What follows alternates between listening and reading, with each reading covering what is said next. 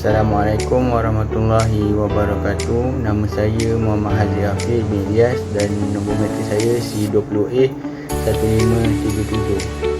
Pada pembentangan kali ini saya akan membentangkan bahagian pendahuluan dan definisi antropologi dan sosiologi.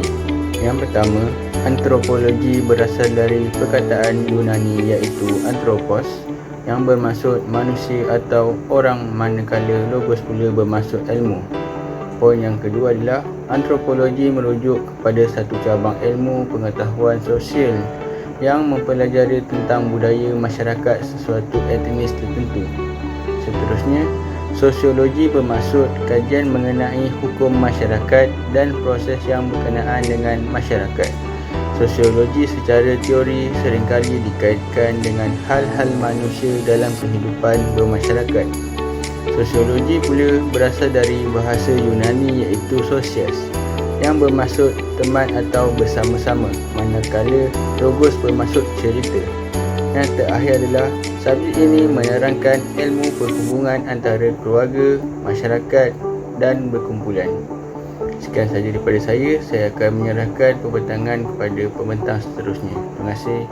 Assalamualaikum warahmatullahi wabarakatuh. Nama saya Nasyura Izzati binti Azmiyah bernama Menteri C20A1179 akan menguraikan tentang matlamat dan isi kandungan antropologi dan sosiologi. Kursus ini menguraikan sejarah perkembangan antropologi dan skop antropologi menggunakan contoh beberapa masyarakat, manajemen, seterusnya bertumpu kepada berbagai pola budaya masyarakat bagi meningkatkan kepekaan kepada kepelbagaian banyak budaya dan implikasinya. Kursus ini memperkenalkan sosiologi sebagai satu disiplin ilmiah yang mengkaji perubahan dan interaksi sosial masyarakat moden, industri dan sedang industri serta masyarakat urban. Dengan tujuan membina imajinasi serta perspektif sosiologi dalam minda para pelajar, kursus ini bermula dengan memperkenalkan konsep-konsep penting yang relevan dengan ilmu sosiologi. Itu sahaja daripada saya. Terima kasih. Pandangan masyarakat luar berkaitan betapa bernilai dan penting subjek antropologi dan sosiologi. Berdasarkan hasil, kebanyakan responden bersetuju jika subjek antropologi dan sosiologi ini masih dikekalkan dalam sistem pendidikan, tidak kira di sekolah rendah, menengah maupun institusi. Hal ini adalah kerana subjek ini juga mempunyai banyak nilai yang dapat diterapkan secara semula jadi. Selain itu, subjek ini juga masih bernilai dan penting terhadap masyarakat kita, khususnya dalam kalangan pelajar. Subjek ini juga masih menjadi sejarah dalam menghubungkan manusia dan cara hidup pelajar. Subjek ini juga mempunyai nilai-nilai murni yang boleh diterapkan dalam kehidupan seharian. Akhir sekali, subjek ini juga dapat memberikan kesan yang baik terhadap kehidupan seharian kita. Menurut pandangan masyarakat luar juga, subjek ini dapat menjadikan kita berfikiran lebih terbuka dan lebih peka. Berfikiran terbuka dapat memberikan kehidupan yang lebih baik. Sudut pandangan masyarakat sesuai dan berguna. Okey, soalan yang diajukan kepada responden yang pertama adalah, adakah subjek ini sesuai disertakan bersama skop pelajaran di sekolah rendah maupun sekolah menengah?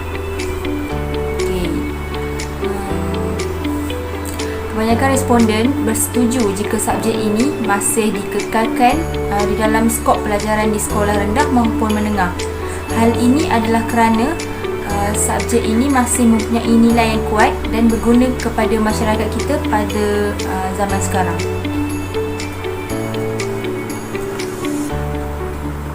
Soalan yang kedua, mampukah subjek ini berguna atau relevan untuk generasi masa depan? Poin ini adalah dapat mendisiplinkan diri, menerapkan ilmu dalam pelbagai bidang seperti politik, ekonomi dan sosial,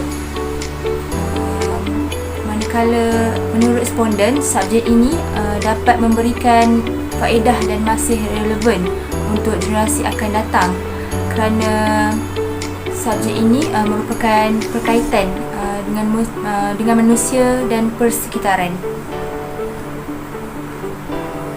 Soalan ketiga, memandangkan peluang pekerjaan agak kurang dalam bidang ini, jika subjek ini dianggap berguna dan mempunyai kelebihan, bagaimana subjek ini dapat dikembangkan lagi pada masa akan datang dengan cara menubuhkan institusi yang mempunyai aliran subjek antropologi dan sosiologi serta menghasilkan pengkaji yang berpengalaman, memastikan mereka yang belajar dalam aliran ini mampu meraih peluang pekerjaan, mengadakan kempen kepentingan ansos kepada ibu bapa untuk diterapkan kepada anak-anak, meletakkan subjek ini dalam skop pelajaran.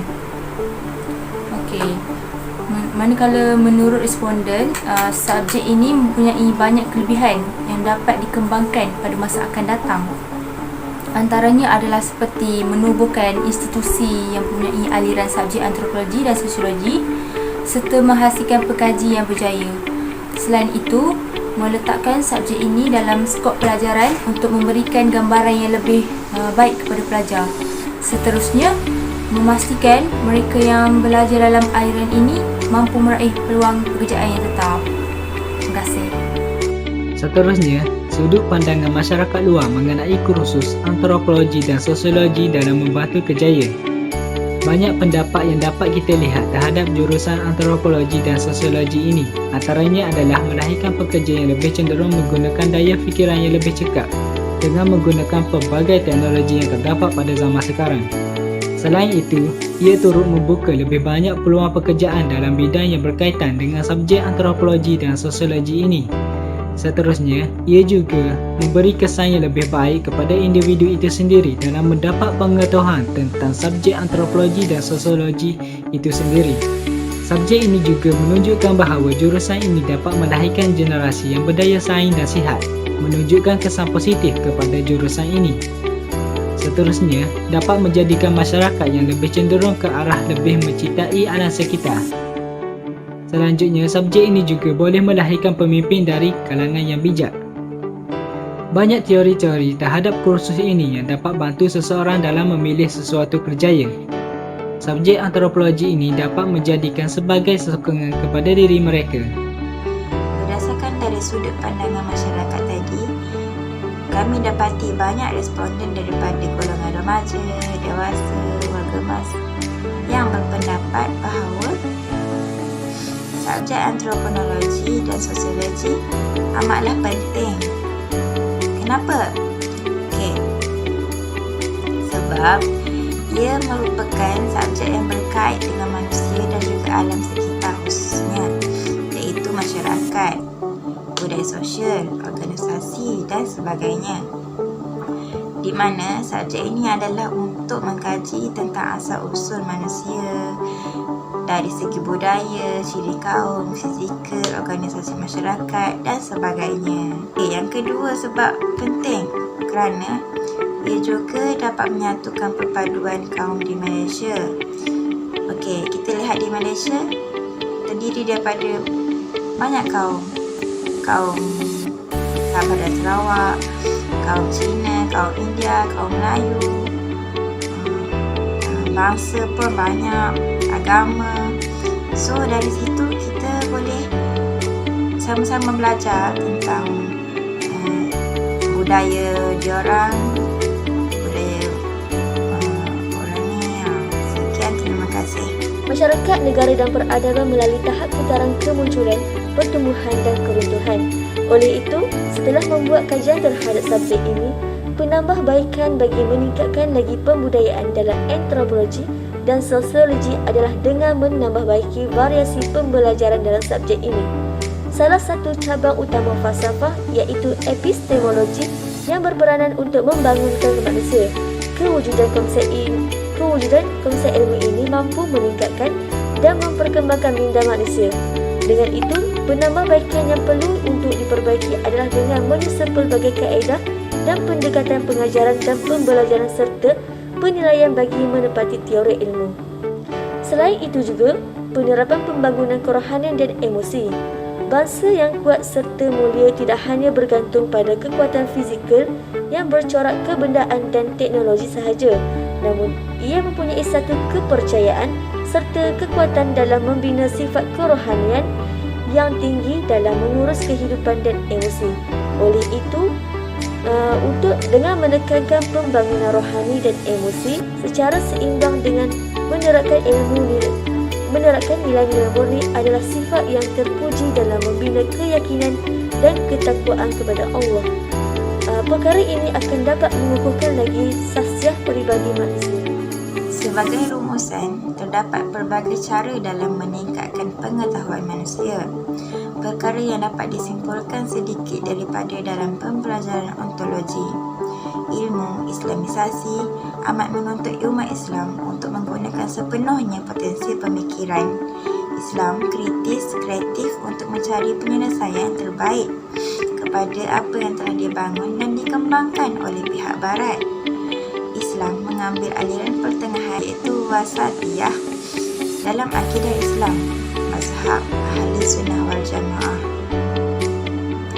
Dengan pegangan dan fahaman ini, bahawa mazhab ini mengajarkan bahawa Allah Maha berkuasa atas segala-galanya, tetapi manusia mempunyai kebebasan, kemahuan dan memilih dalam batas-batas tertentu. Itu sahaja daripada grup kami. Sekian.